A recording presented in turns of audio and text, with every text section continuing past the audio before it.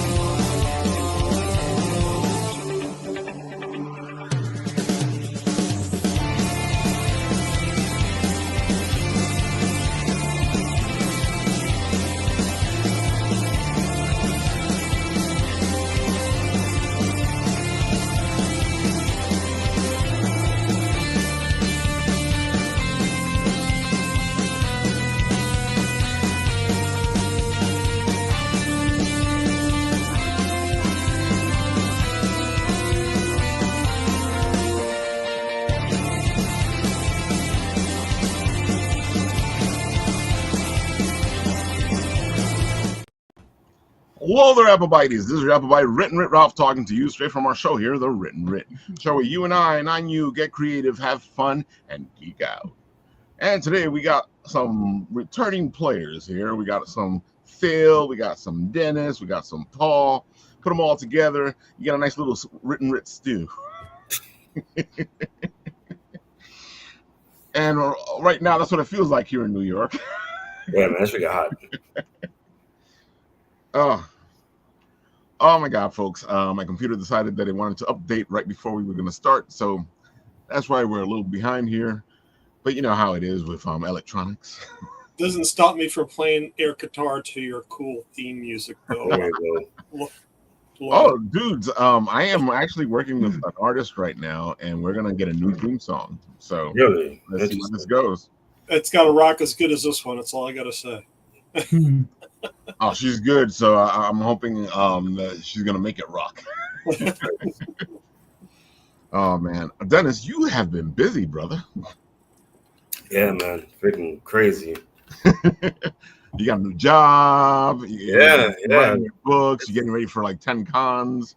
I mean, I'm happy, but I'm so tired. It's just like, wow, man. They say be careful what you ask for, because that shit is true. So go ahead. Tell the people all the good stuff. Give them the spiel. Okay, so big shout out to Kevin Davis, CEO of Kevin C International. It's funny because it's like me and Kevin Davis are in a lot of mutual Facebook groups about comic books and stuff like that. So then we actually became really fast friends, just talking about stories and writing and stuff like that. And then he offered me a job. I'm just like, okay, cool. So then like I talk to him like every day. Just going through like different scenarios, like different stories he wants to try out, different ideas. And he's a machine, man. He has his hands in like so many different parts of business. It's like I'm hoping to learn a lot from him. So I'm very excited for this new venture. Oh, we have a new anthology coming out in 2026. It's going to be like an anthology of holiday stories, and I'm actually going to be doing a Krampus story. So I'm very excited about that. I'm actually doing the groundwork for that now, working on the story Bible, developing the characters. Hopefully I'll start scripting in the next few months. I like it. I got my own Krampus story that we did for our haunted Christmas. Yeah, man. I mean, it's just like at first I was very much against like horror Christmas stories, but if you do it right, it actually turns out really, really good. I don't see why, because Christmas has a lot of spiritual haunted type stories. Yeah, for sure. You know, that's why we were doing the whole bitten apple haunted Christmas thing, because we all know that Christmas has a lot of ghost stories. Yeah, for sure. I gotta say, this site looks great. Yeah. No, dude, it's like I had to ask him, like, what's the website? So could I post it before the video interview started? Also, he has a magazine coming out very, very soon. Actually, Philip is going to be distributing that, and I'm very excited about that. I actually have a few articles in there. I'm going to be like a constant writer for the unwanted advice articles, me advice about comic books and industry and like stuff like that. So the first article is going to be a career comic books at your own peril. Is like I break down the tips of like how to get into the business and like what to do once you're in the business. So hopefully people like it. They can learn from it. I miss magazines, so I hope it does well. Yeah, me too, man. I mean, I miss Written magazine so much because I bought that religiously because like that helped me like say to know like comic book business, who's doing what, and then it was just gone with it. I was devastated. Yeah, the magazines will help me out in video games and writing and everything. Yeah, for sure, man. I mean, like I wish I'm glad this magazine is out because it's like it also touches on other issues like mental health, creativity. It's going to be a lot of like artist interviews or people coming up, people that's out and about. So it's going to be hopefully it's going to be something that can be useful and also help people spread the word about independent comic books and general independent art. Hopefully, that's the goal for me anyway. It also has some comics in it. Yeah. Yeah. Very cool. Yeah, I thought it looked great when I saw it. I thought it looked great. It was very professional, well written, well organized, well formatted, and I think it would be great, especially with people dealing with the highs and lows emotionally of this industry. For sure, touching on mental health. I think it would be great. Yeah, I'm excited for it. So it's going to be digital and print, yes, print, right? Mm-hmm. Yeah, because I'm tired of all the digital magazines. You know what it is? I miss the old school feel like holding a magazine in your hand, feeling the pages, flipping through it. I miss that. So it's nice to have both options for people, you know? Oh, I agree with you, Dennis. I mean, I get Smithsonian Magazine every month because I'm a big history buff, and it's great. I can flip and choose whatever I want. PDF just don't cut it anymore. They really don't. It's so boring. Yeah. I have to shut them down. It's also worse on your eyes to be constantly on the man. video, and then you got to enlarge and shrink and enlarge and shrink. It's more of a chore. John Jay, a kid in a comic. What's up, friends? Kevin, are you doing like a print on demand type approach, Dennis, with this? I want to say I'm not sure 100%. I just write the stuff and then like he just does it. Okay. So I understand it's gonna be like an ordering process through like retailers, and then like Phil will take care of the distribution end of it. Yeah, as far as the distribution side, after when the FOC locks and we have the orders in from the stores, Kevin will get an invoice, and it'll be up to him how much he wants to print over what the orders are. And then that would be the first printing. And if there's ever more orders and they sell out, he would have to reprint for second printing. Gotcha. Love it. Love it. It's so very exciting, man. I can't believe it, to be honest with you. Here we go. Man, Philbo doesn't stop. Loving all the insight into the business. I was excited. I was like, and then this is way before like the Diamond debacle. So like Phil was telling me this about like way before Diamond. And then like the thing with Diamond happened, unfortunately. Now Phil is just like, hey, here I am. And just like now all this stuff is coming to us. It's great. Yeah, for the first time in my life, I timed it right. I think the only other time I timed it right was when I asked my wife to marry me. Other than that, I never get it right. And I'm a drummer, so go figure. Yeah, man. I'm always behind the time, so I feel you, Phil. My only difference is that I'll just keep doing it, you know. Well, what do they say, right? They say be at the right place at the right time, and people will say, well, how do you do that? I go, just always be there. Yeah, true. Definitely. Definitalo, my friends. Definitalo. And sometimes you just got to keep going, you know. Yeah, that's the thing, man. You can't quit. Yeah, exactly. Because, you know, sometimes just because something has moved on doesn't mean it won't come back. Yeah, very true. Well, what I'll say is for people like Kevin and Dennis and what they're doing with the magazine stuff, I really think right now there's, everybody's talking about the bubble bursting, but I think there's a change happening where there is a desire for something fresh, something new. I think the Western comics industry, like movies and like most Western pop culture, the corporations are afraid to take risks. So they keep regurgitating the same things and putting out the same stuff. And I think there is, I don't know if people are fully aware and realizing it yet, but there is a want and a need for what indies offer because they're more professional now than ever and working with professionals. And they're coming up with inventive new things like a magazine that not only entertains you with comic books and has great articles from writers like Dennis, but deals with real topics that we deal with emotionally. And then you've got like John Jay's A Kid in a Comic, which is just basically a newspaper full of strips and interactive things, and I just think there is a place for new, and I think it's kind of like the phoenix rising from the ashes, right? The old is dying off to a degree, and new is going to take over, and I really think this is the renaissance. This is the time for people like Dennis and Kevin and what they're doing to shine. I agree. Yeah. Especially with the failures of MCU going on. I mean, I know how many more failure movies they're going to have before they realize they got to come up with some new ideas because the old ones aren't working anymore.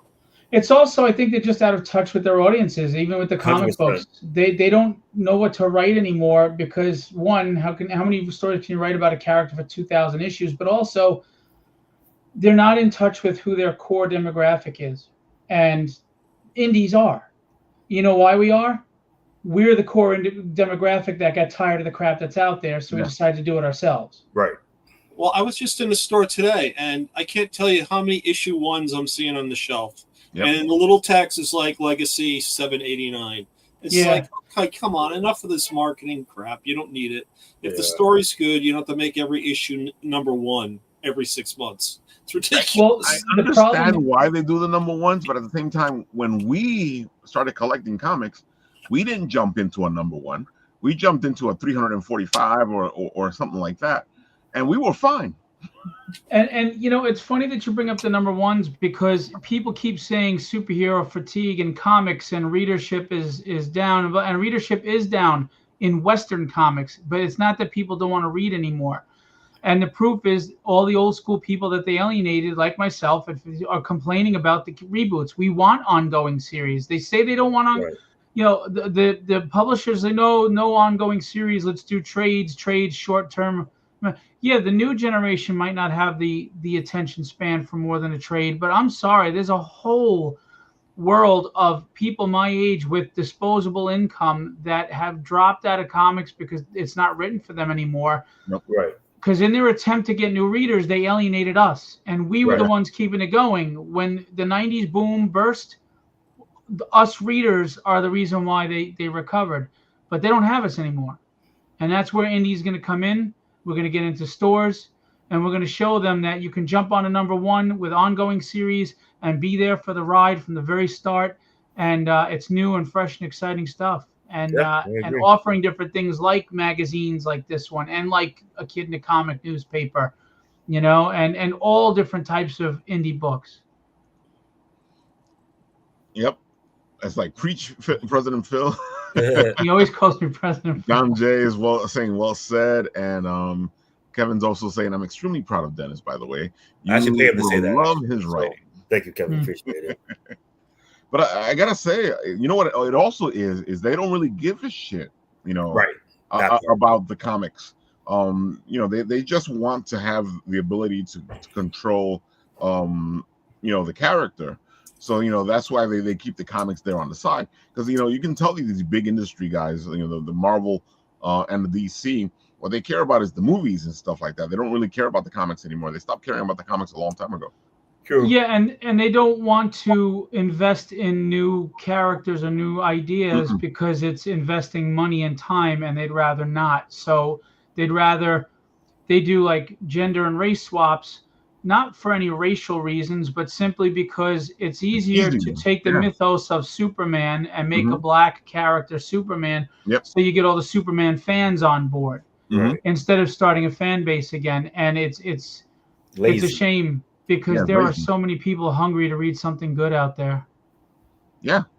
And it bugs me out because then people go like, oh, what ends up happening and what pisses me off the most is then they look at us like, why aren't you supporting this? Are you racist? I'm like, no, this isn't written.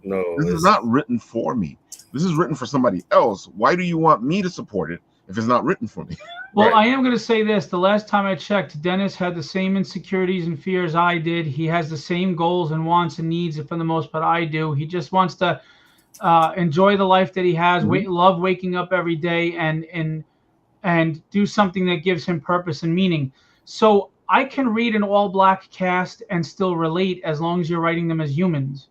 Yeah. Black people can read an all-white cast and still associate with it and relate to it. So this whole thing of I can't relate unless it's my skin tone, I think just perpetuates racism, because at the end of the day, we're all humans with the same feelings. Just write people. I'm sorry, man. My favorite character growing up, and I was a kid, was Black Panther. I thought he was just freaking coolest guy. Him and Sam Wilson. I mean, it kills me. They have this freaking artificial, Raven for Wilson now. It's just like, it's a freaking computer. It's not the same thing as a hawk. Right. Red Hawk is just like coming. You need a real bird.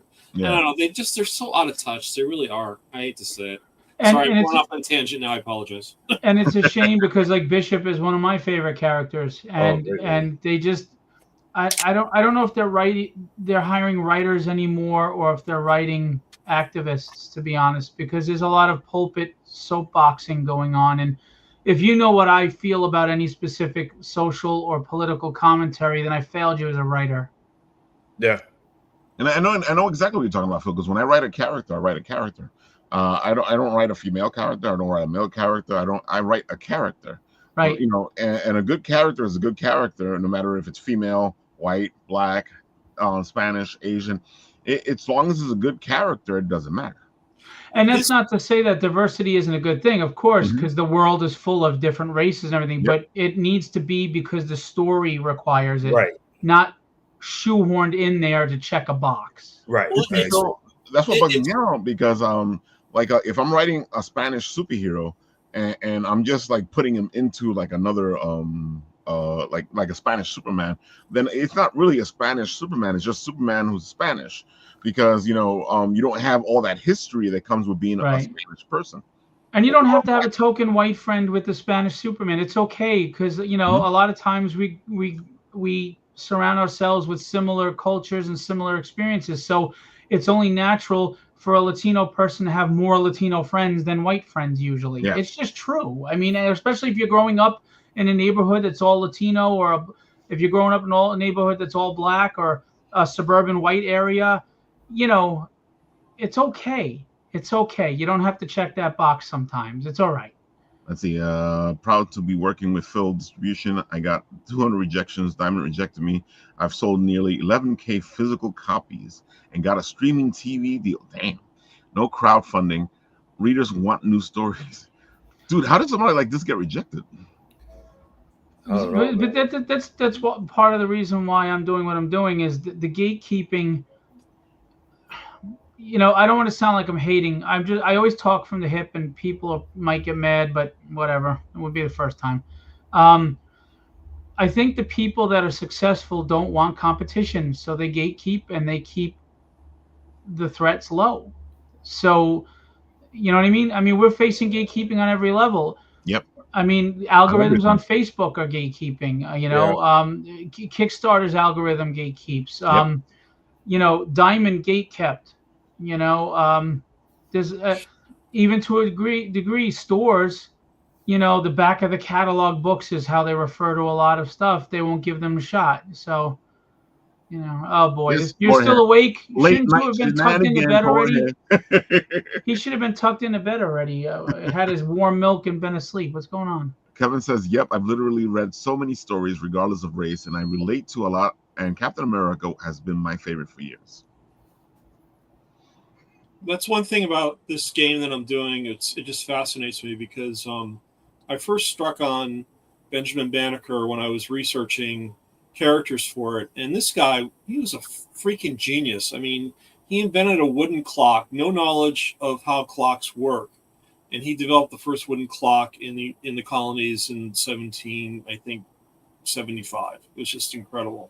And it's just like, you don't need to worry about, like you said, Phil, force feeding stuff. There's just so many opportunities for people to listen to and write just based on real characters and people in the world. It's just, and you could, draw all that information for a fiction book that way. I mean, it's just, I don't know. It's so unreal when they start doing that to me. It just feels false. So. Well, I think you're starting on the wrong foot anyway, because you're writing for the wrong reason. You're writing for an agenda right there and then, instead of just for world building and story and escapism. Right. I mean, entertainment stopped being escapism for people, and that's a shame. Let's see. Currently, Marvel's new Ultimate Universe and DC's Absolute Universe is selling amazingly. True. But that's because those books are giving us different things, I agree. But also everything the reader wanted, exactly. The editor that kept Spider-Man unmarried and the editors that keep Batman as a family man aren't there to tell them to keep it that way. Hell, Skybound has some good selling stuff with the Energon universe, I agree. But that being said, those books are not being pushed with these huge editorials. I agree again. Well, that's because they're always trying to tell you what you're supposed to like. I mean, how many Right. times did they put Kamala Khan out and Lady Thor and stuff, and they just weren't selling, but they just kept pushing them at you, and they still are, because they're like, no, you like this. Trust me. If we tell them enough that they like this, they'll like this. You know. I remember the days of going to a store and walking out with like 20 books in my hand. Yeah. Now I'm lucky if I walk out with 3 or 4. Yeah, it's so expensive these days. Dude, I Larry's hit me over there because I love the married Spider-Man, and I hate how Marvel keeps telling me that we don't want a married Spider-Man. They keep telling me, I'm telling you we want a married Spider-Man. Right. No, you don't really want one. You want a teenage Spider-Man who's still in high school. I'm like, dude, in the original run, he was in high school for 2 years. That's it. Right. Then he was in college. They don't know how to write Spider-Man anymore. I mean, No. because you can't keep him as the clumsy kid anymore. Right. But at the same time, they don't want to make him grow up, like become even after Superior Spider-Man, Peter Parker's a genius, and he couldn't keep the business running that Doc Ock started. I mean, he had to be a loser and lose it. It's like, well, that's because they like keeping him in that place of being a loser. But the problem is the people that grew up and loved Spider-Man got their shit together, so they need him to catch up. I mean, like it's and that's why they like this new, because he caught up. He has his family. He got his shit together. That was the point, though. Spidey had his shit together. Spidey went to college. He was a professor. He was married. They were having a kid. And that's when they went, oh, we can't have him do all this stuff. We need Spider-Man to suffer. I'm like, you can still suffer and have all that stuff. Just day-to-day struggles are enough for us to relate to. Exactly. But again, I really think editorial and the writers are out of touch with their fan bases, and that's why the readership is just dwindling worse and worse. Yeah, I wish I could be a perpetual 20-year-old kid, not right. Dude, I wish I could be that. Well, no, maybe not. They treat Spider-Man really bad. And you have to remember, the people, Dennis had mentioned the prices are high. They are, but they are still comparable ratio-wise to the current income levels and inflation as the $2 books were in the 90s in salary. But the problem is they literally got rid of the people who have the disposable income. The 30, 40, 50-year-old people that have pensions and are retired or have savings and own a home are the ones buying books in droves. The 20-year-old who's trying to get through college for $25,000 a semester doesn't have money for comic books. I don't know, Phil. I gotta argue with that on that one. I mean, I walked in, I was gonna get the Days of Future Past prelude, and I look at it, $8. Are you kidding me? $8 for special pages of new stuff and reprints? I mean, yes, that's an exception though. Special books like that, of course, but like the average comic at $4.99 ratio wise is the same as $1.99 was compared to the income. I don't know. levels. It's gotten so expensive. I mean, it's just like, because I still look at it. I know prices of printing, prices of paper have gone up. I understand that. That's crazy, yeah. I think they're just gouging at this point because, I don't know. I mean, $5 a book just seems really expensive. It's different for indie. I get that. Okay. But you mean like Marvel and DC where they're doing Marvel? They're printing in such a mass scale. Right. It's costing them, I guarantee, 20 cents a book. Guarantee it. And they're charging $5. There's got to be economy of scale here. It's one thing for an indie comic publisher like yourself who charges $10 an issue because you're printing such a limited run. Exactly. But economies of scale, these guys are doing, it's costing them, I know, more than 50 cents a book. I guarantee it. And you know what's To funny? price gouge like they are, I'm sorry, it's just out of control. It really is. Why is it cost more to print less? You're using less ink, less color, less electricity. Exactly. It's like, why is it more to print less? Yeah, it's just the way it is. I mean, you're making deals with the Bulk. buyers of the paper. They want to sell paper in bulk, and so the price per unit comes down. Simple as that. I mean, right. I don't know. I just I look at it, and like I said, when I was in the 90s, like you said, I was walking out of the store with 20 books in my hand. Now I walk out with maybe 3 or 4, and I'm done. It's just like, and I want to spend $50 on stuff that I don't like. Right. The artwork's okay. But see, that's the thing. That's the key. What you don't like. People will always find a way to spend beyond their means on something that they feel they want. Oh, definitely. Definitely. Yeah, that's different. I mean, I understand that, but even back in the 90s, I didn't like everything I bought, but I bought it because I wanted to read it, and now I won't take that chance because it's just too darn expensive. It's not worth it. I got to be a little bit more because in the 90s, I got a lot of books that I sit there and I look at them going, why the hell did I buy this? And it was because I could buy them. Well, that's and that's another reason why manga is doing very well. Besides the fact that they'll take risks on other stories and stuff, the format is much more affordable, and you get more story for bang for your buck. So, because of the way they release them in Japan, they're part of like anthology magazines, and then they collect them all together in one big, it's a smaller book, of course, but one volume, and you can get a nice entire full story for a much better price. Yep. Always messaging me. Not sure what happened to Ralph. Maybe computer issues. I don't know. There he is. Probably. There he is. All right. I think he's fidgeting with his fidget. Was it Philbert? Was that him? Hugbert? Yeah, Hugbert. Yeah. No. Right now, Hugbert. Right now it's Link. There you go. Link is right now. Game of Tunes. Link. You got to have one of your characters. Game of Tunes can make it for you. They can make a blip chip for you. See how I snuck that in there? Always cross-selling. Got to cross-sell. I support everybody. That's right. I got my little shadow. I got my little shadow Rick and Morty, so I'm good. Hey,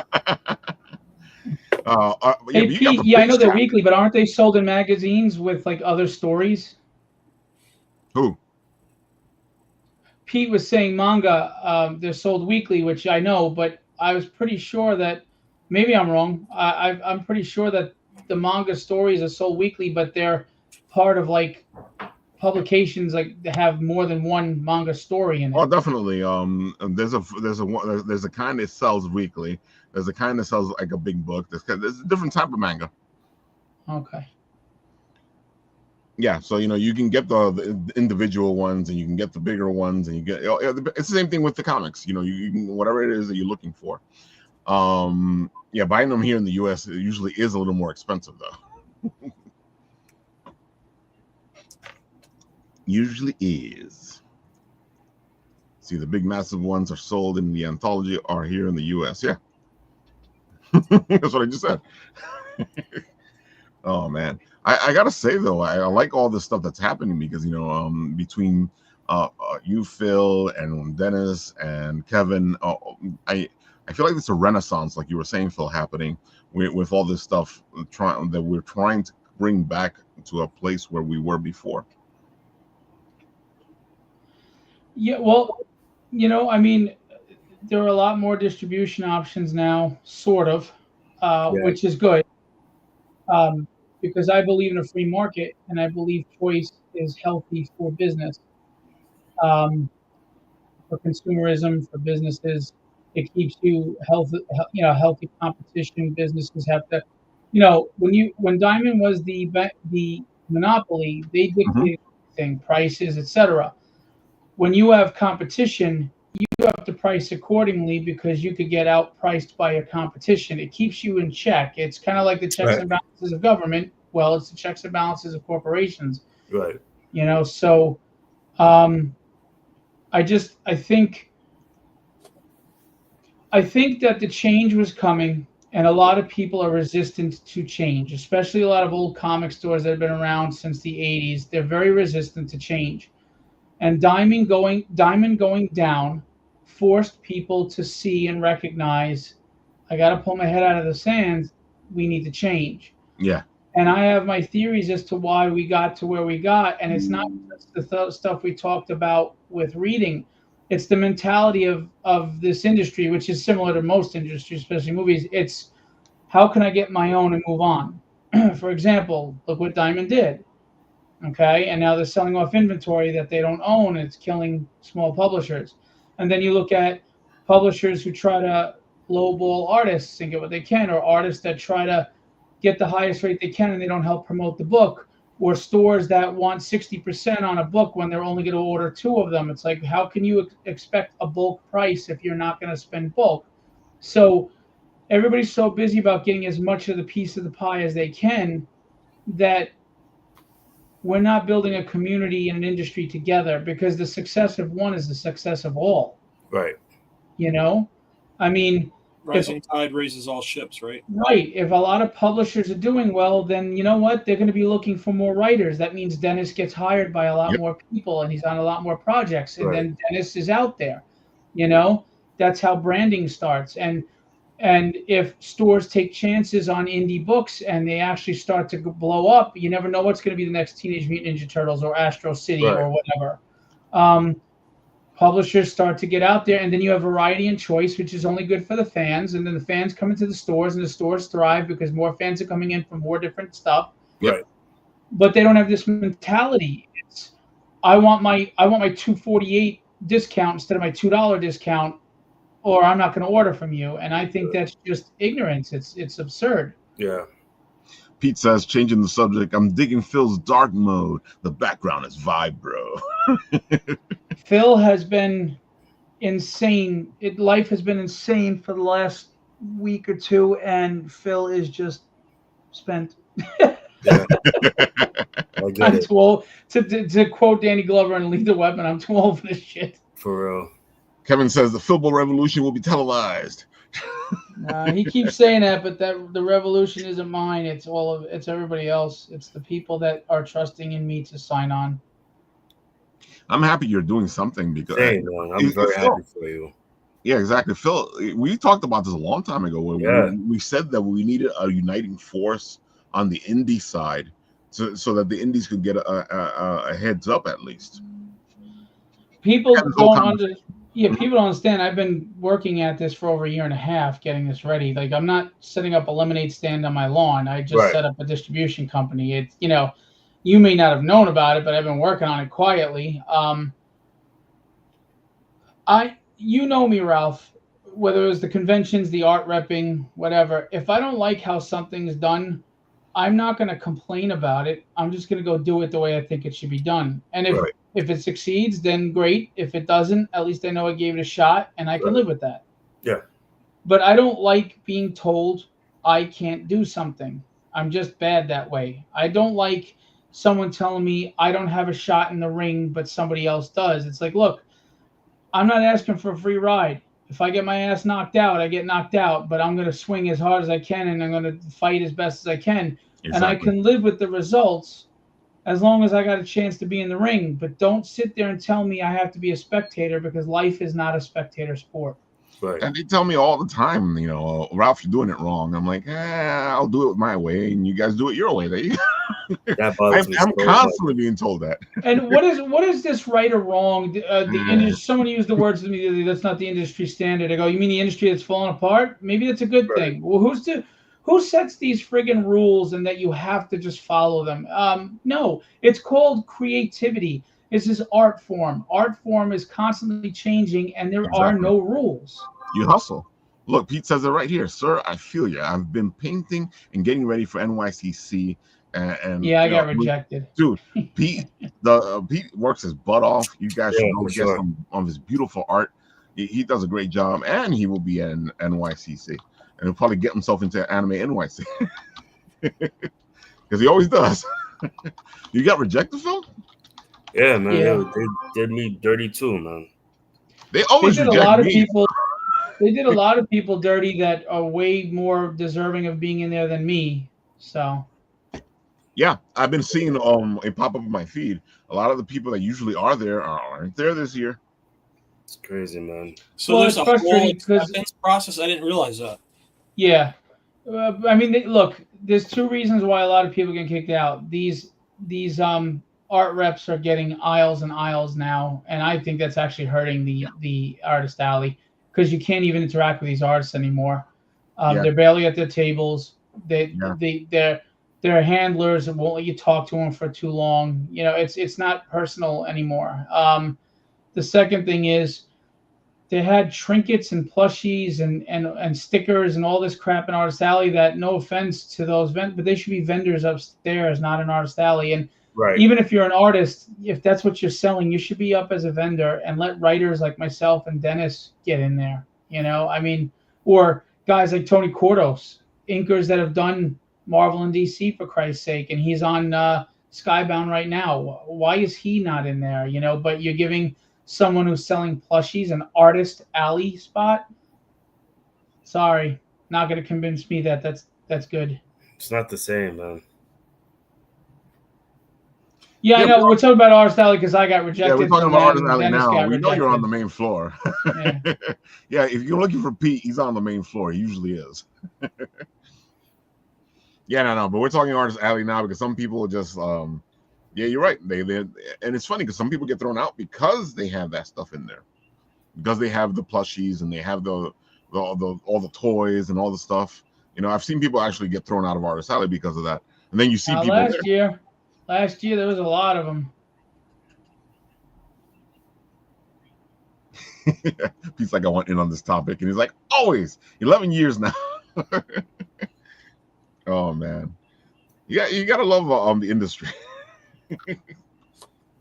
You know, it's so funny because you know I love how the audience is always upset at Marvel and DC, but they won't look at the indies. Right.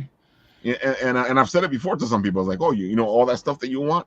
I know a couple of the indie comics who are doing exactly what you want them to, or the want Marvel and the DC to do. Yeah, they complain about the same old stuff. It's not written well, blah blah blah. But then you sit there and go, "Hey, have you seen my book?" Yeah, I'll pass. Exactly. I've seen some great stuff in the indies and stuff that needs to be out there and stuff that dude, Phil, that silent comic, he did a fantastic job. That art was beautiful. The writing was incredible. And I was so happy to see him fund because Me too. It took him a while to get there though. Yeah, and it's really a shame because but you know, again, I think I've been saying this for about 2 years now. As a matter of fact, 5 years ago I said this, and Pete maybe doesn't remember, but I said Kickstarter is not meant to be distribution for indies. Right. I remember saying that. It is to kickstart your project, and indies need distribution. I said that 5 years ago, and you know what? I got a lot of shit for it, and people got on me, and they're like, "No, what are you talking about? You're an idiot." Blah blah blah. And I knew that Kickstarter was going to get burned out by this. Everybody was going to jump on. Everybody and his mother was going to make a comic, and it was going to be saturated. And then what happens is, in order to get you to buy stuff, they did the stretch goals. So now there's metal coins and there's metal covers and then there's new variants and there's all this stuff. And it became a collector market instead of a reader market. So now I don't think the majority of people buying comics on Kickstarter or crowdfunding are reading them. They're collecting them. Yeah.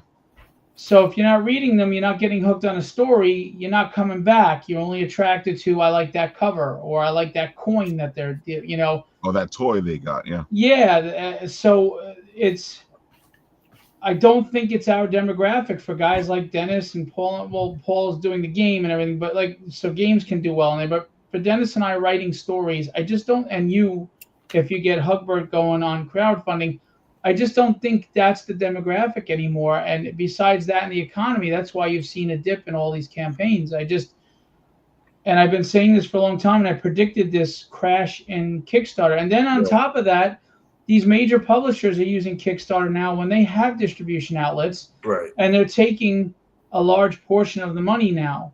because you only have a limited amount of funds in a bad economy, especially. And if everybody's spending $400 on the Skybound stuff, which don't get me wrong, I love it, the G.I. Joe stuff, I love it. There's no money left over for a guy like me. Right. Says that I guess got I'm burned backing out for the because wrong the reasons. COVID money ran out.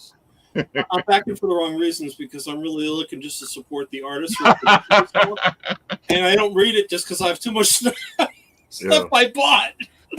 See, but we used to have a lot of people like Paul who would do that. I feel like those people have gone somewhere else now because we had people that would support just to support. Right. I don't know where they went. Man, I come here and it's like every time freaking Raphael posts a freaking, I'm not swearing, I'm saying freaking, a freaking Kickstarter thing. Okay, I'm there. Boom. And I think it's more than just burning out the COVID money. I think it peaked during COVID because everybody was home and wanted to shop for sure. Right.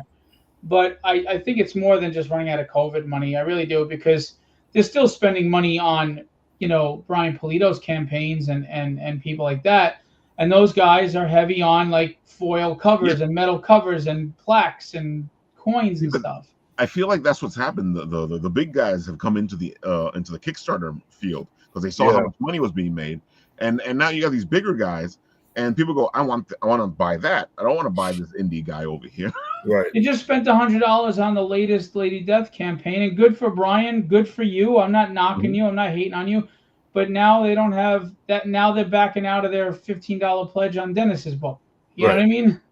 Yeah, there's a shift because it's like you said, there's not enough money because it's like if you got the big guys throwing campaigns, then like it takes money away from the little guys who are just trying to like get their stuff off the ground. You know what I mean? Definitely. And that's why I think the economy and the COVID money isn't the main reason, because people are still spending. But that's why like NSFW is doing very well. Right. Because that's a collectible thing. I mean, I don't think they're reading those books. They're collecting those covers. I wonder how sticky those pages are, but as a joke, I thought of doing an NSFW campaign and giving out a free blacklight with every purchase. That'd be funny. What's going on here? Yeah. Oh my God. But I feel like that's why we got to keep doing what we're doing. We got to keep moving forward. We got to, we got to keep working it because, somebody has to do it. Somebody has to keep going in this direction. Dennis has to keep writing. He has to keep doing all those indie comic books. I like the fact that Dennis, you got this new job with Kevin now. Because I really do think that we need this type of stuff, especially in the indie market. Yeah, man. I mean, it's like we can do so much together. Like Phil said, Phil's always saying work together and we go far, which is true. Yeah. It's like I feel like majority of the industry is out for themselves, just trying to get the best that they can for themselves. And it's like if we really network and help each other, we could do a lot more together. Yeah. Yeah, it's a teamwork, man. The teamwork makes the dream work. Yeah. Like here's an example, right? First of all, on the positive note, I am really surprised. I'm not going to lie. I'm surprised by how many stores are actually on board from what I'm doing, and they're excited for indie. And we've gotten the orders so far from starting yesterday, and it's not just Zenoscope or Antarctic Press. They were buying, Dren Productions. A lot of people bought Tragedy, Night, a lot of the other books. So I was surprised pleasantly how many are on board. Having said that, though, just on the topic of conversation, I had an individual, I won't name them, it's a store owner. He felt the need to message me and lecture me on how to run a proper distribution business. And he said that I need to offer 50 to 60% to stores. After he said he's admitting he's not going to order much from us, right? Mm-hmm. And I said, I gave him a polite answer. I said, well, thank you for your feedback. I appreciate it. At least we're doing better than the 35% that Lunar's giving. And he says, where do you get 35%? And then proceeds to say, well, Lunar offers 35% if you buy less than $1,000 per week of DC books. So if you don't buy more than $1,000, you get 35%. So I was like, well, that's where I get that number from. You're not ordering more than $1,000 from us a week. So you're comparing us to them, and we're better than them. And then he which it went over his head for some reason. And then he said, and he was talking, I said, you have to understand something. At 40%, you make $2 a book. And the creators are lucky if they make 20 cents a book because of the print runs. The print runs are expensive. Mm-hmm. And as much as we need stores, we need product for the stores to sell. So creators can't go out of business. And if the $2 as opposed to the $2.48 is the difference in you surviving, you might need a bookkeeper. That's all I'm going to say. And he went into all of his overhead expenses. So I explained to him all the overhead expenses of printing and creating a book. You could spend $4,000 to $8,000 on a quality comic book. Yeah. And that's not even with big names. And so his answer was, well, then you need to sell that book for $10. And I said, wait a minute. You don't want to buy the $4.99 book at $3, but you'll buy a $10 book at $5 because that's 50%. Can you please make me understand this? So it's like, again, it's that grifter mentality. What do I get out of this? Right. You think a distribution business is successful by giving you 60% off? How did that work out for Diamond when they lost the big two? Right.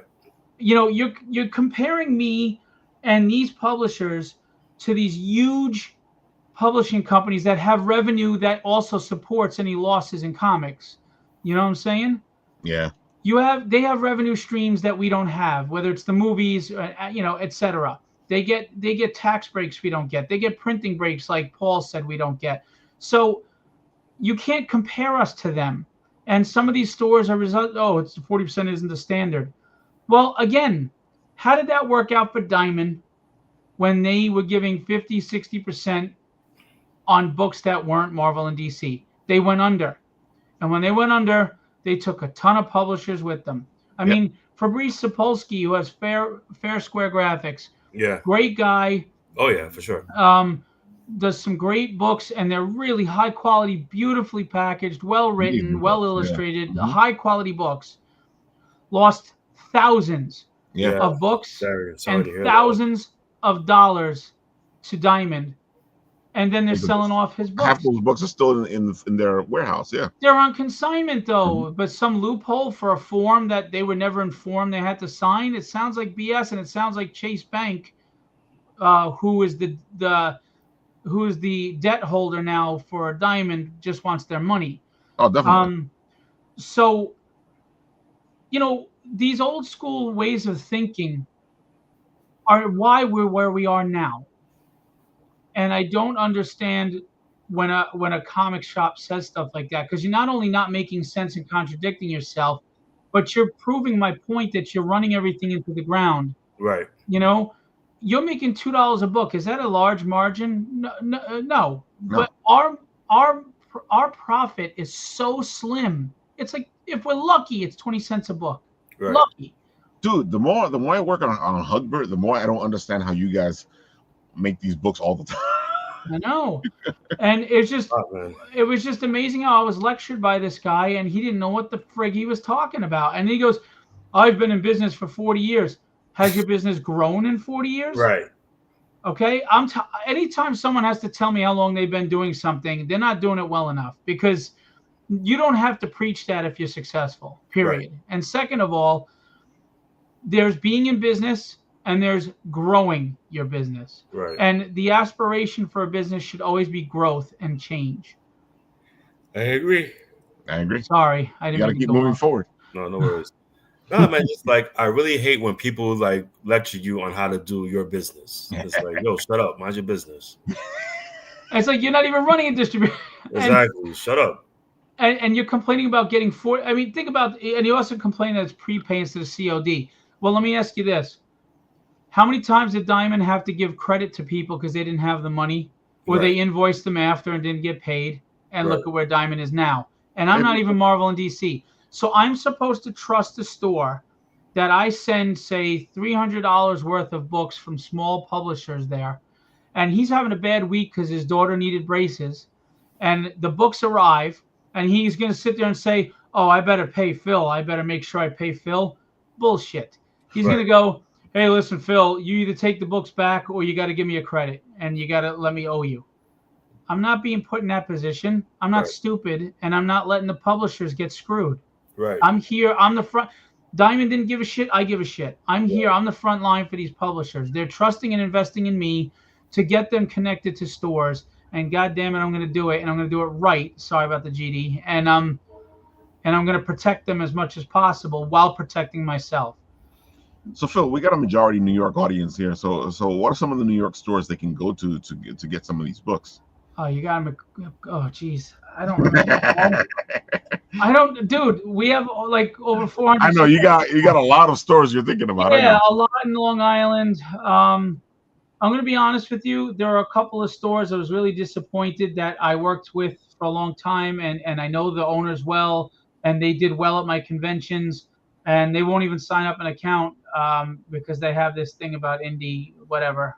So disappointed. But all I'm going to say is we have over 400 signups now, and we actually have like Forbidden Planet in the UK. We have Australian stores, we have Mexican stores, we have Canadian stores. Nice. We have a lot signed up, way more than I expected, and I'm very happy and pleased. So I don't remember who exactly. I can ramble off a few. So let's make it easier. So what the people need to do is go to their local comic store and go, Yes. I want the Phil books. Yes, you have to listen. At the end of the day, guys, if things are going to change, it starts with the consumer. Yeah. And I know that consumerism is about branding. We want the Mongoose bike, not the Schwinn. I get it. We want Nike, not Puma. I get it. But at the end of the day, you're missing out on some great stories because you'd rather spend money on garbage than gold you don't. I was gonna say, Phil, you talk for yourself. I'm from the '80s. I want my Pumas. I like the Pumas in the '80s. I did. I agree. And Avia, remember Avia, whatever they remember them? And the Adidas.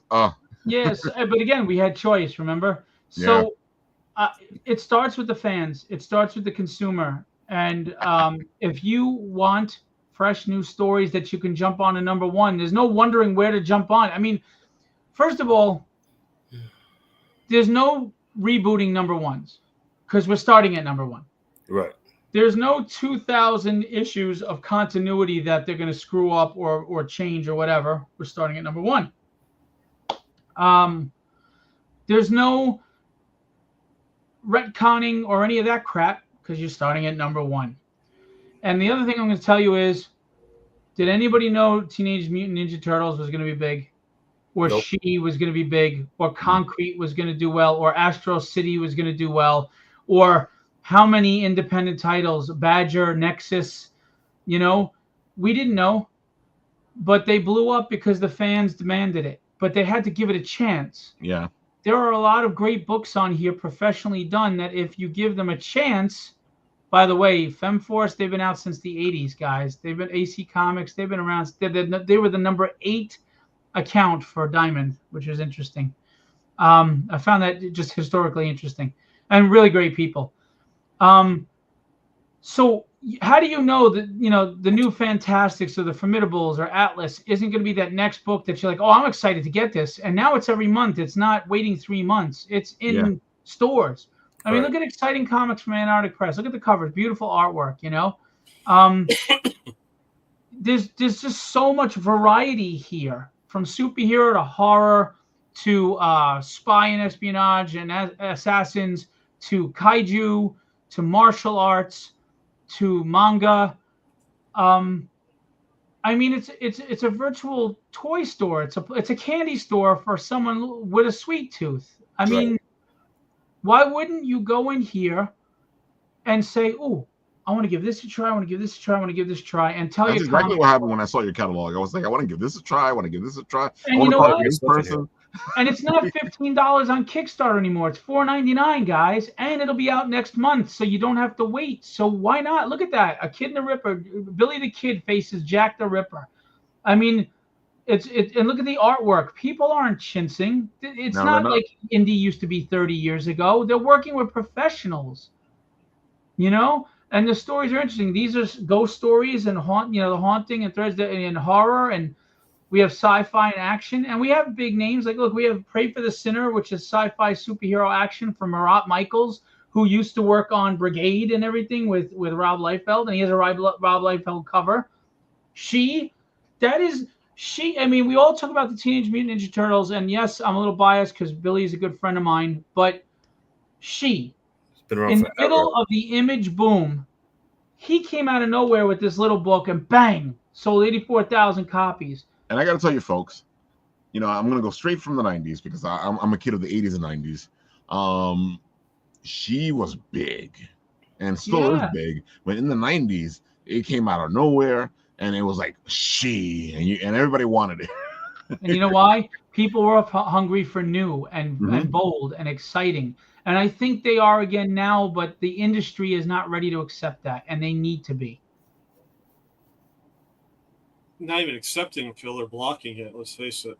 Yep. Thank you. Paul said it best. They're blocking it. By the way, the reason why there's no cover graphic for Mercy Sparks' Devil's Due is got to get me the cover. It's not done yet, but it'll be up shortly. That's for October release. So, Phil, I got to say, when I was going through the catalog, breaking into comics, No More Rules, this caught my attention.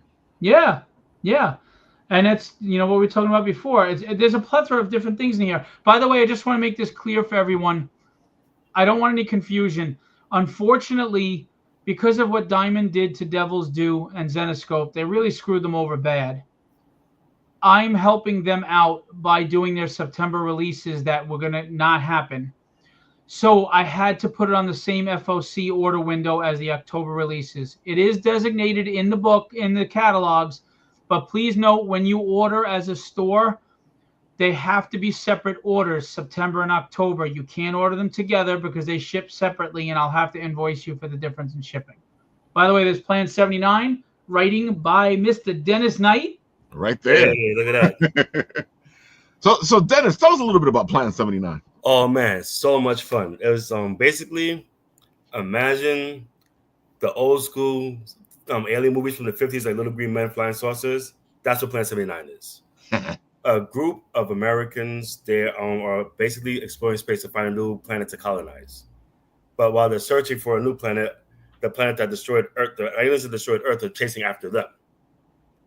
So it's a 3-issue miniseries. I wrote all 3 issues.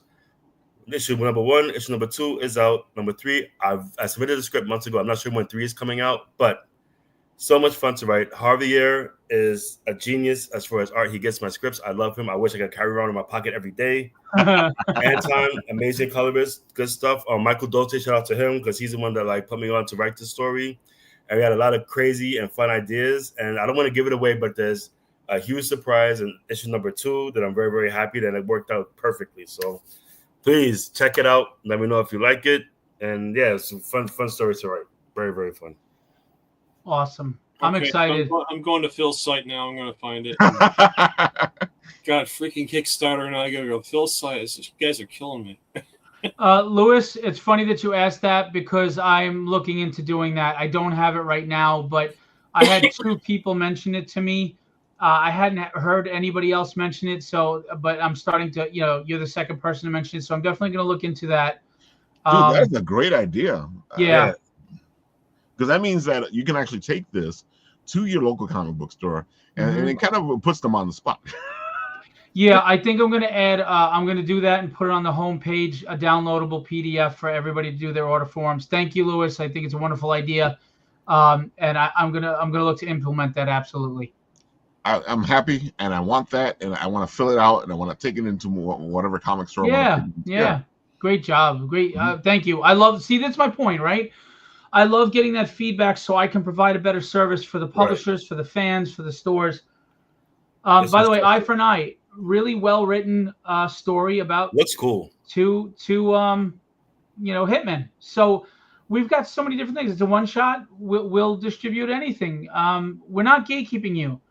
The only thing is, if you have nude variant covers, we need to black bag them because I don't want that book next to a book that a child is going to see. I'm just not doing it. Phil, you got people out there who got they have their books and they have all this stuff and they want to get it out there and they want to come through you.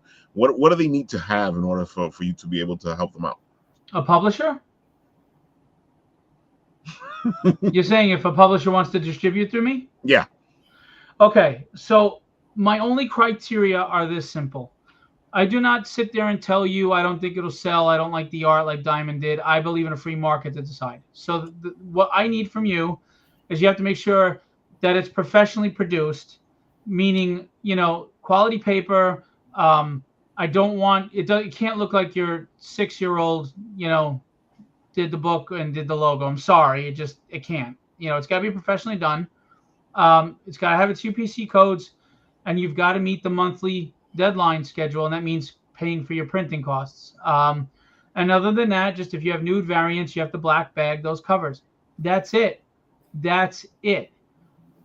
The rest, I believe in a free market, period.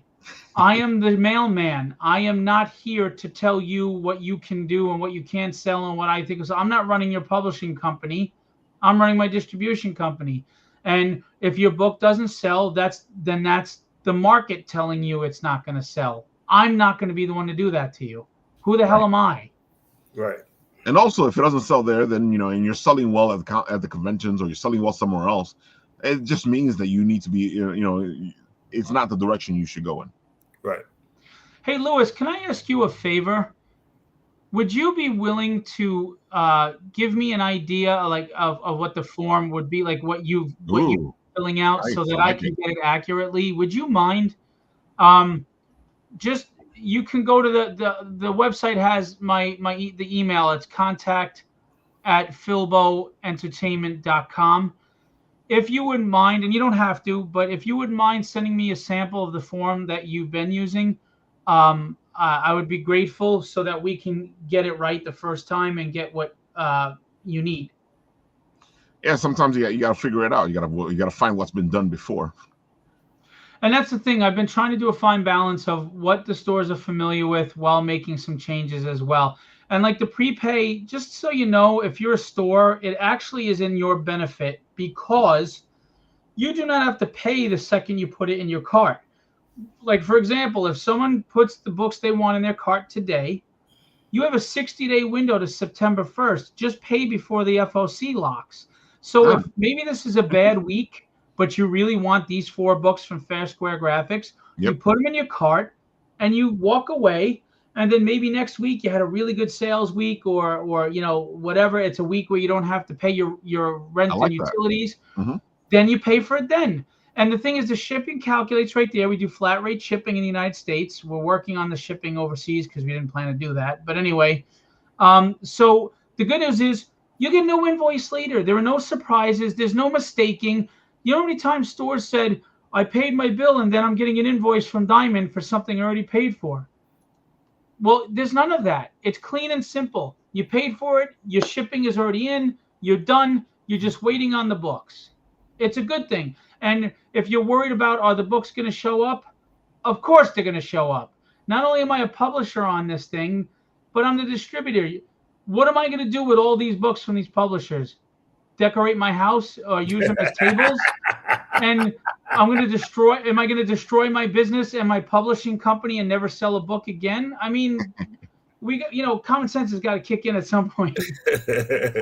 Thank you, Lewis. I appreciate it. He said he'll text it to you. Of course you're going to get your books, because if you don't, then I'm going to have Zenoscope, Antarctic Press, and Dren and everybody. Why aren't you sending our books? Yeah, what do you mean? Yeah, Jorge will be like, dude, where's my Wonder Duck? I just won. Well, I don't give a crap about him. I'll probably just throw his books out the window anyway. I had to do a shameless plug, Phil. Yeah, shameless plug. Listen, dude, I told Jorge the worst thing that he ever did was make this book called The Shameless Plug, because that's all I've been doing now is making shameless plugs. The design is so cool, though. I love the design that it is. Oh my god, it looks fantastic, and that's another reason why I keep spreading the word on it. And let me tell you something. A book like The Adventures of Wonder Duck and Shameless Plug are extremely important to this industry, and you guys definitely need to give it a shot, because if you want kids back in stores, these are the kind of books, and you want new generations to start getting hooked on comics, these are the books that get them there. Yes, I'm on YouTube right now as well. Look. Victor says, I've never met anyone that hates getting sleep as much. I literally am up 21 hours a day. Oh my God. But Wonder Duck, guys, give it a shot, please. Good A book. lot of the Wonder Duck orders is have been ordering the fantastic, yeah. you know, like the more gritty stuff, but it doesn't hurt to get just a couple of copies of Wonder Duck in there. Get the kids in there, kids with parents. You get the kid to buy Wonder Duck, the parent is gonna, you know, if they're into comics, they'll buy their books. So invest, even if it's just one or two, just give it a try. Give it a try. Well, and by the way, it's well written where adults can enjoy it too, like a Pixar kind of thing. Yeah, it's a fun book. Yeah. And you know, I'm not lying because I don't even like George. You know, so George owes me chicken wings, like I don't know, and chicken wings and beer. Phil too, Oh, man. no, I just because I gotta wanted to get do a both you shameless guys. plug. There it is. The shameless. Yes. Very nice. Folks, sign up for this. It's the best time to sign up. It's free. You know, you sign up to get notified. It helps out the project. It puts it in a better place in the algorithm when it starts. You know, folks, you say all the time you want to help out these indie creators. Here's a good way to help them out. You sign up to get notified. They get all the followers. They get a good start in the algorithm when it starts. They can even start off as a project we love from the get-go. Right. Saeed, And it thank you for costs you saying nothing. that. Mhm. Saeed, thank you for saying that, but I'm gonna put you on the spot. It's not enough to say that. You got to go tell your comic shops. You got to tell them, I want these books. I'm going to buy these books. Put them in my pull list. Because if you don't do that, they won't order with confidence. Yeah, good point. So I appreciate the sentiment, but now we have to put words to action. There we Go to Creator Con event on YouTube, Lewis. Yeah. And shameless plug is a well-written story that it has substance. It's good. Oh, It's about an definitely. immigrant kid who's trying to adjust to life in the United States, and he feels like an outcast. Mhm. And he's got this imaginary friend. And I mean, George writes like meaningful, good, heartfelt stuff Oh, definitely. He does, for yeah. youthful audiences to appreciate. Very talented. And Very talented. don't sleep on him, man. Don't sleep on these guys. I'm sorry. I get passionate. I get very passionate. You don't hide it very well, Phil. That's for sure. Nope. I told you once I get started. That's why I didn't want to go first. Mhm. He goes Remnant, which is another great book. Looks good. I mean, that's the thing, right? Look, the art is so much better than it used to be, and the writing is even better. And you know, this notion of it's not going to sell. How do you know? You never bought one. True. Dude, Hermes Press, they got the Phantom. Who doesn't love the Phantom? these books just Wow, look Dark Shadows. Dark Shadows. Look at the Phantom Swim Team. Hermes Press has been around a long time. They're a reputable company. Our pals. Come on, you know who doesn't want to buy Bigfoot Knows Karate? Yo, I'm just telling you now. He's a cool dude. I love him, man. He's so dope. Not only he's are great. these books fun, Mhm. but these dudes absolutely care. Oh, They definitely. absolutely are passionate. They're a great group of guys. They love what they're doing. They're having fun, but they're working hard. And Dan Price, if anybody gets it, that dude gets it. Yeah. He is willing to do whatever you got to do in the realm of integrity to get it done, and invest and get it going. And my hat's off to him and the rest of them. And they're fun books. Oh, they're totally fun books. We've had them on the show to talk about all these books. I think we're supposed to have the guys who do Caspian on. Drew, yeah. Yeah, I think we're supposed to have them on soon. They're good people. All right, look, this looks familiar. Kev. Yeah, I'm very excited for that. Dennis. So Dennis is in the book three times, because there's Very issues 1 and 2 of very Planet excited. 79. So Dennis, tell us a little bit about this. This full like basically what's that? The magazine? Yeah, just an overview of like the industry, lifestyles. He's very big on mental health, which I really can't appreciate because it's like I feel like people don't check it enough. People don't talk about mental health enough, especially, and because the industry can be very high stress. It can be like you can be going through something, don't feel like you don't have anybody to talk to about it. So it really he goes into like self-care, how to take care of yourself, mentally and emotionally, which is great. I wrote a couple of things in there, which is fun. I mean, I'm really excited for this. Is the first issue, so I'm very excited. Hopefully, it's well received. Hopefully, people like it. And please, I'm sure there's a way that we can reach. The fans can reach out and say, "Hey, I like this, then like that," so we can kind of like fine tune it and like curate it to fit the needs of the fans. That's why we're here. It's the whole point of writing is to make sure that they give the people what they want. Exactly. Yeah, and that's the great thing about magazines is that the audience is the people out there, right? And if you like a magazine, you can tell the magazine this is what I want to see in the magazine, and usually they'll put it in, especially if they're listening to the audience. Exactly, that's what you have to listen. Phil made a great point. Yeah, like the big guys are out of touch with the audience, and it's true because it's like they don't know what to write anymore. Just like listen to your fans. The fans will tell you what to write. Just listen to them and do it, and you'll be fine. You know what I mean? I don't get it. You see, Son of Satan is saying, would you look at this lovely crew here? Son of Satan, folks, Son of Satan. Up, Angel. He's great. If you guys are looking for a cover or a movie poster or whatever, he check out the Son of Saint. Amazing. So good. So very professional to work with. I've worked with him several times. He absolutely gives you what you ask for, quality and on time. Good guy. He really cares. He invests in the cover for you, and I would highly recommend you hire him.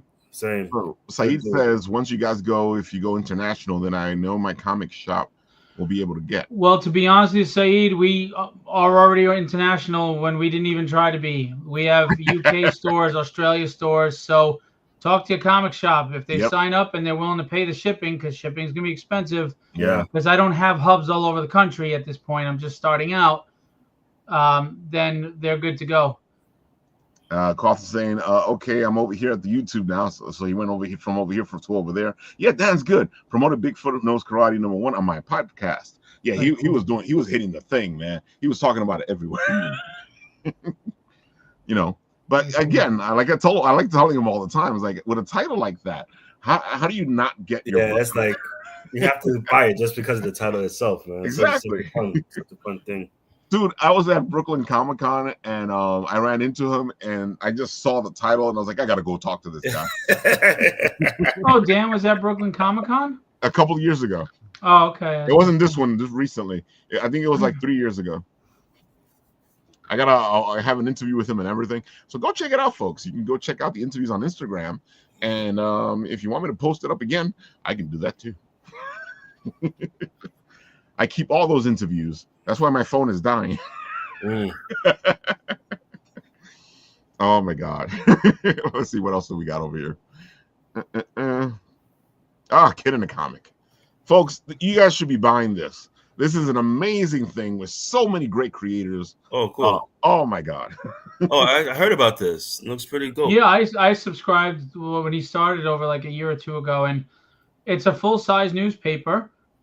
That folds open, but now they're doing these new covers that they're doing now, which is cool to distribution. It's got interactive games and color things. It's got puzzles. It's got comics of all different types. It's awesome. No, it looks great, man. I wish I had more. I wish there was more stuff like this because I remember a kid like they bought a newspaper, like the newspapers, magazines for kids. Yeah, like the puzzles, the coloring, the activities, and keeps people engaged. So this is definitely more of this for sure. Me and my girls enjoy when they come in and we sit down and I hang out and spend time with them together and we read and go through it, and it's nice family time too. Yeah, for sure. Dude, this thing reminds me of the funnies on Sunday morning. Yeah, and you used to get that full funnies. It's the funnies on steroids. Nice. Exactly, because you used to get this, but it's like it used to be though, because you used to get a nice big section. Now you got like 2 pages. Yeah. Yeah, no, it's well put together, well formatted. John Jay is the owner and creator, and he works with some great people, and he's doing a fantastic job. And so I gotta say, when I saw that they had come in with you, I was like, great, because I want to see this thing out there in more places. Yeah, I agree. It's every other month, so this will go out for October release, and the next one go out for December. I was gonna say. Okay, if you guys don't know, my show is Mondays is manga, Tuesdays is crowdfunding industry talk, Thursdays. I do 2 shows and I'm tired. I don't know about 3 or 4 shows. Nice. That's a lot. Thursdays is weekly comics review. Oh, go check this guy out. It looks like he's all over the industry. Woo, dude. I was talking to Phil that I wanted to add another show about talking movies, and I'm still like second guessing that whole thing. But I want to do that whole show where we sit down and we talk about a movie and we geek out and we try to get into why people don't like this movie, why people like this movie. You know, That's a have good that idea, conversation that we're having anyway. We'll see what happens with it. Oh my God. I gotta say, Phil, you really gathered a good amount of It's people a here. very, very impressive catalog, man. Yeah. This book, I'm just telling you, everybody, right now, don't sleep on this book. If you liked Astro City, you know, and anthology series, the backdrop is this city of superheroes, and it's different stories. It's an anthology series, but Jason Meadows wrote clever stories with ironies and twists that you don't see coming, and it's just really clever, smart writing, and it just gets no traction on crowdfunding. But don't sleep on this book, Tales from Neurosville. I'm telling you, it's really good. It's really good. If you enjoy intelligent writing, it's good. It really is. You got to check it out. See, look, now he's upping his game. If you want to talk movies, that's Fridays. Look, man, you do too much. Hold the Raven nevermore. I gotta say, this is an impressive. Like when I went through the catalog, I saw a lot of stuff that I would love to get. A lot of people that I would love to talk to. Yeah. By the way, not on this catalog, but like the digital catalog download, those are hyperlinks. So if you're a store and you have the digital catalog, you just click order now. It goes right to the book for you. Oh, I know these guys. I love their books. These guys are so freaking nice. Yeah. These guys have the great attitude that I respect and share about community. I really like these guys a lot. I met them. We had our video interview, like not interview, but meeting to see about them coming on. And they're just genuinely good people. And these books look like a lot of fun. I haven't read them, but they look like a lot of fun. You got to read them. They're fantastic. They're a lot of fun. And I'm happy to see that they're here with you. I actually met them for the first time because Shadow, they had invited him to be at their table in New York Comic Con. So well, I'm looking forward to meeting Shadow, and they were there, so I did an interview with them. I'm looking forward to meeting them. Good guys. Oh, Kolchak, I love Kolchak. Wow. This is a prose book with illustrations by Russ Braun in it. Ooh. And Kolchak was X-Files before there was an X-Files. So if you like Supernatural and you like, as you can see, vampires there and stuff, and if you love Russ Braun, who drew The Boys and some Batman and some stuff, great book to pick up. And, you know, it's not a comic. It's an actual prose book. It's thick. It's 200 and something pages. I think 54 pages or something. So go check it out. Here's a good question for you. As a reader, how does one get these books if not available at local comic shops? You got to get them at your comic shop. You got to tell the shop to sign up and get them. That's the whole point of distribution. You got to tell them to sign up and get it through the comic shop. We don't do what Lunar does. I'm not competing with the shops. I'm not selling outside of the shops because then we're competing with them, and I find it to be a conflict of interest. These guys, they were the ones who did the Wesley Snipes book with Whatnot. This looks interesting. Ooh. And they do some premium, just like Fair Square Graphics with Fabrice. Yeah. They do some premium, high quality books. I mean, it looks like it. For Yeah. the love of God, these books are gorgeous. Look at that slipcover. They're gorgeous. I didn't get to read it. I don't have a copy yet. You know, when we get orders, I get them, and I'll probably buy one of every damn book myself. That's gonna be the trouble, man. You know, Yeah. you know, we're collectors. We're gonna be sitting there going, "I want to buy this one and this one." I know. Someone said to me, "Yeah, but you'll have all of them. I can't read them." I was like, "Well, because that doesn't feel right. That feels like stealing. And besides, I won't have time to read them all. I'll be fulfilling everything. So I'll buy them and have them in my collection to read." But high quality books, yes. And he was on earlier. I don't know how to pronounce his name, but he's the one who sold 11,000 copies without crowdfunding. It's this. Whoa. It's fantasy. It also deals with psychology and stuff. There, you know, it's just like this fantastical art. It looks. I haven't read it, but it looks so interesting and wild. The art on this cover alone, man. Yeah, and the interior is just everything is like that. It's just a beautifully. That's why he sells so much. It's just, you know, it's fascinating looking. Wait, so this is just a regular book? I thought this was like a hardcover. No, I don't think so. No, it's a regular book. Yeah, I thought it was a hardcover. No. It's I think it's a small magazine size type. Yeah, actually. because the price on it says that because it's $4.99, but it looks like a freaking hardcover book. Yeah, and he's a really nice guy. Really cool. Yeah. Again, part of the community. Oh, look, we know these books. Yeah, he's crappy, but no, I was kidding. Mhm. Night is by Guido Martinez from Argentina. I publish it. Issue 7 is on Kickstarter the I was going 15th to say, of this month. Kickstarter starting now, right? It's on the 15th of this month. The Right. Kickstarter launches for number 7. Night is an urban fantasy tale where he mixes superheroes and Dungeons and Dragons type stuff, but it's well written. It's fun, a lot of action, great artwork by Mauricio, and even has the team assembling, and he's got, in my opinion, he has a really good rogues gallery, and I think the key to a book is the rogues Oh, gallery. definitely. I mean, And he has a song. yes, he has he had a metal like an 80s metal song made. Oh for my it. God, it's great, fantastic. You guys got to check it out. And then Tragedy is my flagship book that I'm starting with. We are finished with issue 14, and I've written 39 scripts, and it's basically if you took Kill Bill, John Wick, and Big Trouble in Little China, threw it in a blender, and then added some of my crazy shit. And it's and we got covers by Ian Churchill. Ricardo Silva did the main cover, and he does the interiors. We got covers by Ian Churchill, Chris Hyung-Sung Lee, Will Spertasio with Alex Sinclair colors and Kenny Calderon backgrounds, and Bill Sienkiewicz with Chris Sotomayor colors.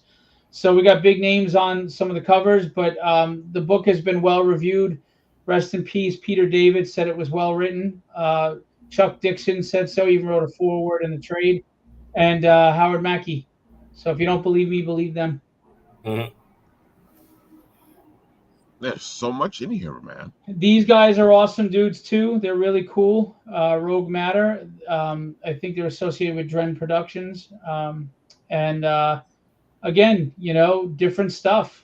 Horror, action, and superhero, and adventure, and a lot of good stuff. We have action figures. You know him. Yeah. He ran the Brooklyn show. So he's got these Return of the Living Dead toys that he will have available for any toy stores. We have toy stores that signed up, and we have comic stores that like toys. Love it, love it, love it. There's so much, man. Wow. Scratch Comics, very successful company in the UK who are with us. And as you can see, they do Dracula and Dinosaurs versus Cowboys. Sounds like a lot of fun to me. Wow. And then Hedrick, Night of the Mummers. So they're with Diamond UK, and they do successful crowdfunding. They have crowdfunding going on right now, and great books. Ooh. Spiro, they have an action figure line that is just friggin' unbelievable. I'm actually going to buy all the action figures at some point. And they have their own comic that ties in. I haven't read it, but I want to buy it. It looks good. It's kind of like anthropomorphic like Thundercats, Planet of the Apes, all that stuff. And It it's looks good, yeah. I like the art. and the art's great, action packed. And when you see the action figures, it'll blow your mind. 27 points of articulation. Star Comics, if you guys don't know them, again, superhero books. Well, they look good. They look great. I haven't read them, but they look really professional, and they're adventure, and they're superhero, and they're fun, and they're what comics are supposed to be. Wow. I don't know if it's Raymond or Ramon Gill. Ramon.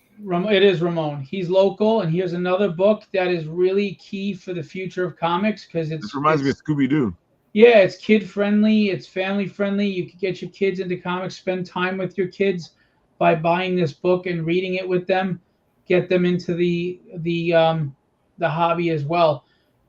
Check it out. I mean, it's great to have. We need books that kids can enjoy. I agree. Yep. Damn. Zion. I mean, look at this. Yakuza, American Yakuza.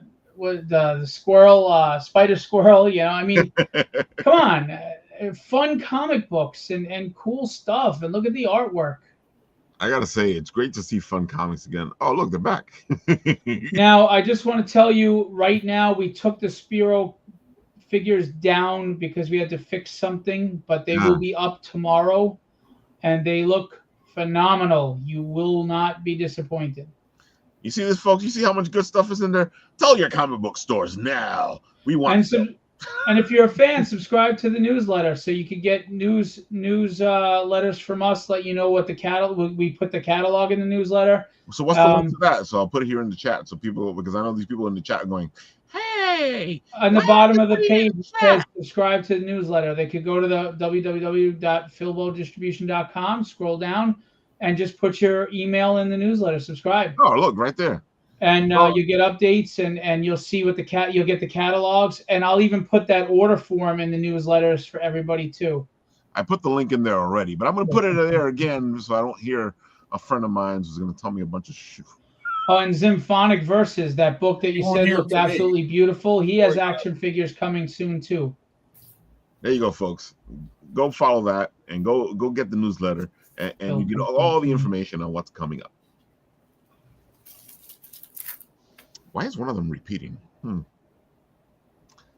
figure it out later. Oh my God. So folks, that's a lot of stuff for you guys to let yourself sink in. While all that's sinking in, Paul, why don't you tell all the beautiful people what you do? Okay, yeah. I am Paul Hebert. I am the creator of Time Enforcers, which is a role-playing video game and a interactive digital comic that makes learning history fun. So it's a project that I came up with during COVID. I saw the challenges for both educators and students in terms of making learning history, and it was like, take a pencil, stick it in my eye. That's how much I liked it. So yeah, I just wanted to get kids turned on to learning about past figures, and see how important they really were and how they impact us today. And that's really the whole premise for Time Enforcers. I mean, the whole premise in terms of the story is that the Galactic Space-Time Consortium, headed by H.G. Wells and C.T. Huygens, who you may see at a con from time to time, have pulled together to try and monitor the timeline and make sure everything's in sync. But unfortunately, everything's not in sync. Something's happening. Something's disrupting the timeline. In episode 1, we'll delve into that.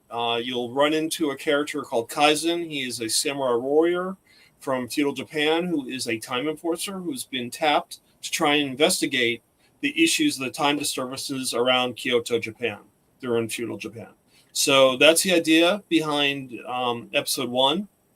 I envision this game being like the old Batman series from the 1960s where we have cliffhangers. I also love alternate endings. Episode 1 has an alternate ending. So if you get to the final battle, I'm going to let you figure out how you see the alternate ending. But the whole point was to really, engage kids. It's really meant to be like a storybook. It has an interactive table of contents so that if you play the game and you leave, the game will remember where you left off, and you can start where you left off when you come back. And from that standpoint, it is a book in some sense. Also, I really want to make this accessible to learners of all levels. So it has word and thought balloons like a comic book, but those word and thought balloons are spoken to through the voice characterizations of the characters who are saying it. So not only can you read the information on screen, but you can hear it. So really, I'm trying to make this as accessible to everyone and hopefully engage kids no matter what age they are, and as well as adults. We just did Garden State Comic Fest this past weekend, and I had as many. You were there? Yeah, I was there. I couldn't get around until I just was like, I was trying to visit, but we were just too busy. I didn't know that. I would have come say hello. I'm sorry. We were just too busy. It's okay. We had so much traffic to our booth, but we had as many young adults come to our booth. I'm talking like young adults over 20 years old interested in this game. I think people really value the importance of learning history and the importance of what these people did before us and how they impact us today. We had a bunch of stuff we were selling at the booth. We spoke about our blip chip that we were promoting, the Inquisitor, that went over really well. We had a statue. It was created by Shadow Rabbit. That was huge. I mean, a lot of kids were attracted to the booth just because of that, and I thought it was really cool. And then we have a new T-shirt that we're promoting. You'll see it on the 3 Amigos that we have on our Instagram page, and it's just, I'm really enjoying this project. It's really a lot of fun, and I feel like I'm actually doing something worthwhile, which is even better. So currently working on episode 2. It's going to be flying into the Chronostorm. It's going to feature Amelia Earhart. If you remember the old Galaga games from the 80s and 90s, where you fly around in space, well, you'll be flying Amelia's Vega 6 3D. It's not the 5B, it's a 6 3D because it has to go interdimensionally to the temporal zone. So we'll be flying that plane in the game, and we also are going to introduce 2 new characters to the game as well. One is Togo. He is actually the sled dog from the 1925 Serum Run in Alaska.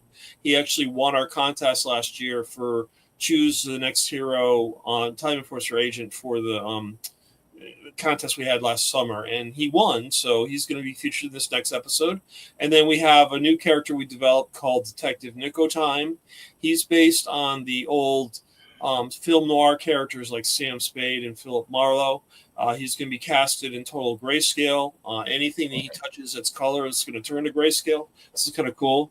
And he has a really cool weapon in his hand. It's a magnifying glass. It's called a gumshoe debilitator. And with that, it will pull out blobs of bubble gum at enemies to incapacitate them so he can run away.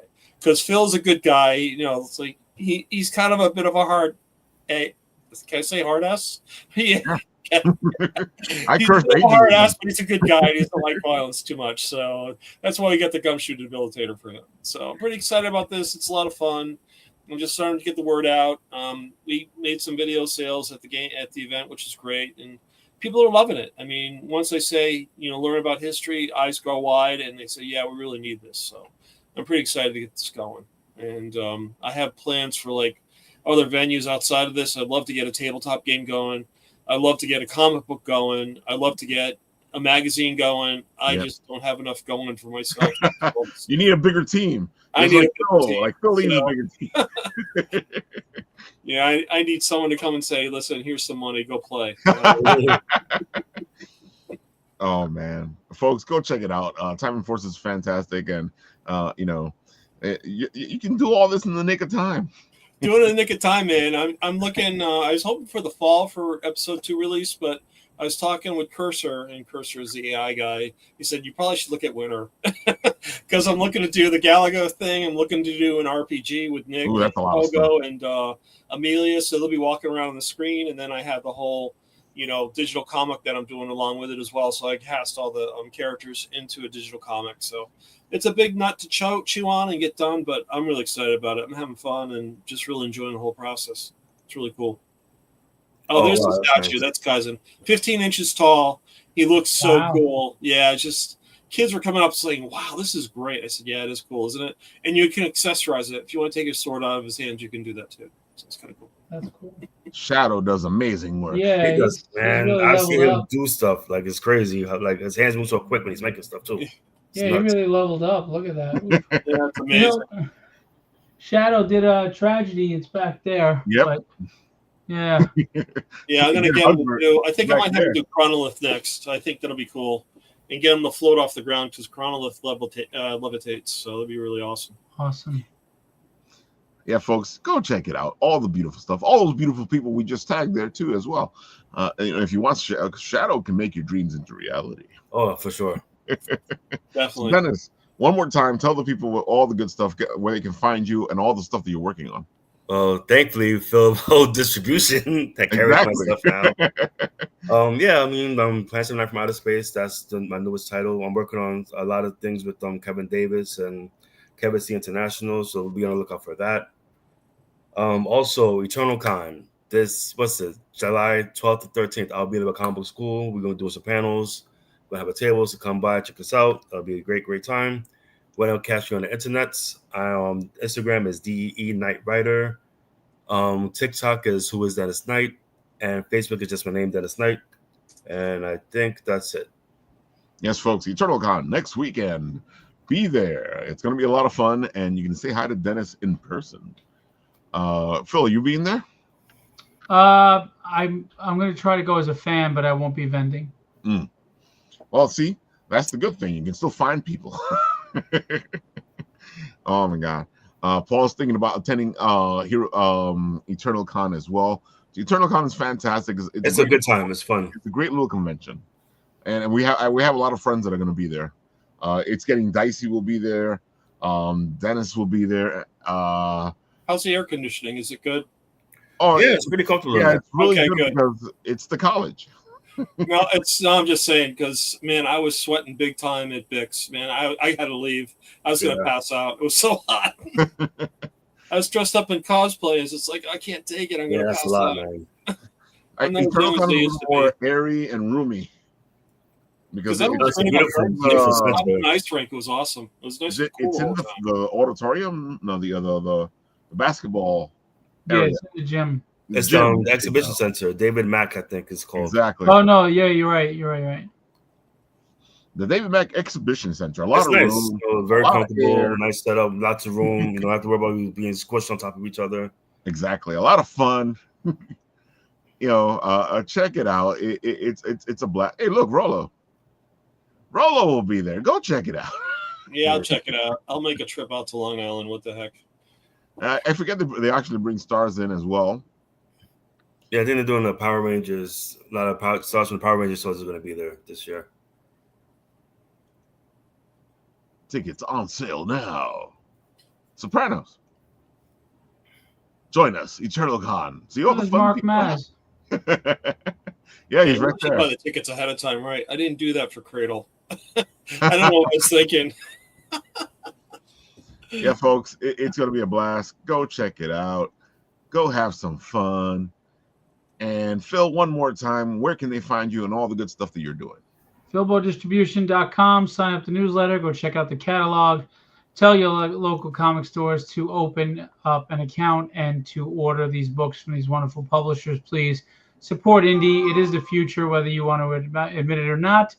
And if you want fresh, new, exciting journeys that you get to start from the beginning with, support these small press publishers. You can get updates. I don't do business page stuff because the algorithms get buried. So if you go to Phil Russertt, or is it Phillip Russertt on Facebook, you usually see all the updates and stuff. Or if you go to Phil Russertt on Instagram or Philbo Publishing on either one, you get to see what's going on and stuff. All right, Phil, you're still going. Oh, so we have a Kickstarter that has sorely been neglected because of the distribution. I haven't promoted it. I never got the signups for it. And unfortunately, this wonderful book is suffering for it. Long story short, Samuel Boone is the son of an Alabama minister, Baptist minister. He is an extremely powerful telekinetic and telepathic, and he uses abilities to heal people, like in ways that people have never used this before. Like if you're addicted to cigarettes, he pulls the nicotine out telepathically through your pores, and then he telekinetically and telepathically he structures your mind not to be codependent and no longer need it. And things like that. Or diabetes, pulls the excess sugar out of your bloodstream, and then he helps telekinetically fix your pancreas and things like that. So a major pharmaceutical company is losing a lot of money. So they do under the table deals with the Mexican cartels for the drugs like OxyContin and fentanyl and everything. So they tell them, we need this person removed because they're costing us a lot of money. It's basically action adventure on the run. Samuel Boone is on the run from Mexican cartel assassins. He's a 24-year-old kid.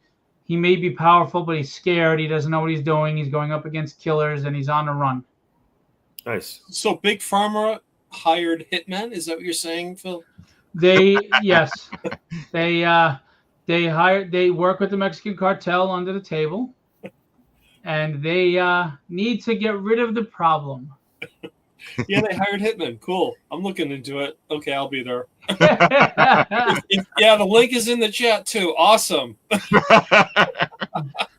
One more thing for Phil. And this is very, very upsetting. We had two major pledges back out Ooh, unfortunately. One was 245 and one was 95. We were close to funded, and now we're not. Wow. We have 7 days to go. We have $657 we need to fund. This is not my book. It is a Western manga by Andrew Henry, who lives in Egypt. And it is a really fun manga, fantasy, action adventure that is on a fantasy world where vanilla is used to fuel things. There's different crazy weapons and powers and monsters. It's just wonderful manga fantasy, outlandishly, different. And I would really hope people would get this funded and take a chance because it's fun. And the artwork looks like an anime cell popping right off the page. So please get Andrew funded because he works hard and him and his wife, couple comics, and he just wants to share his story with the world. And I think you'll like it, but you got to give it a shot. Yeah, folks. Again, you're looking for great stuff. This is where you'll find it. And help these creators, help these indie guys. They're just trying to get their book made. And sometimes that's all you want to do is get your book made, get it out there, get it in people's hands so they can see it, and see why you're so excited about your book. Papa number 1's almost done. Night number 7 comes out in 14 days or 13 days. Light Warriors comes out after that, and Apollo comes out after that, and then Arcane Syndicate comes out after that. Arcane Syndicate 2.